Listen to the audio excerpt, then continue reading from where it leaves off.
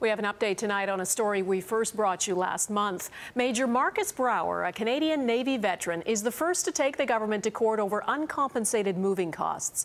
He's won his 4-year battle, and now we're learning there may be dozens more like him, men and women who are left in financial difficulty after being posted to a new base. Ross Lord has the story.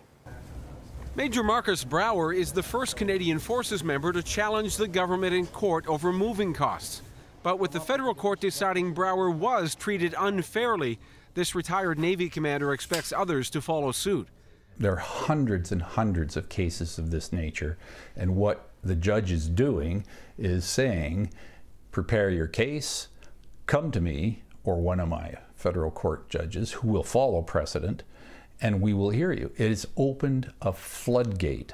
When Brower was posted to Halifax, he lost $88,000 on the sale of his family's house in Bonaccord, Alberta, where property values were depressed. The Federal Treasury Board refused to compensate him, claiming Bonaccord was in the same housing market as Edmonton, where property values were stable, even though the two communities are governed separately and are 40 kilometers apart. The court ruling didn't just side with Brower, it suggested Treasury Board is making up explanations on the fly. One of the things he said that I think was really important was this wasn't a fair-minded evaluation of Marcus's case. It was an after-the-fact justification for a decision that had already been made. Brower says his long march toward justice has cost $250,000, forcing him to plead online for funding. He even sold his wedding ring before his wife found it and bought it back. I'm pleased that the decision was in our favor. However, I'm still disappointed that military families still have to go through a 4-year process to get justice.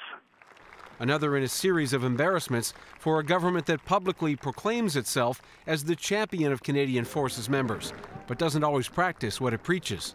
The government says it's reviewing the decision and its options, but says it's helped hundreds of military members with home equity benefits in the past 5 years.